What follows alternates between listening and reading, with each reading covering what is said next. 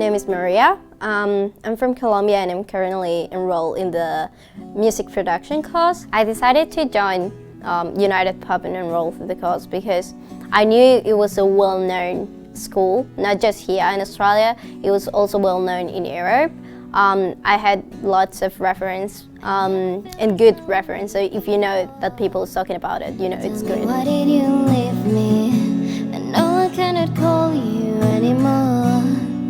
And tattooing me. My experience here has been amazing. Everything that I have learned basically has been through United Pop. But you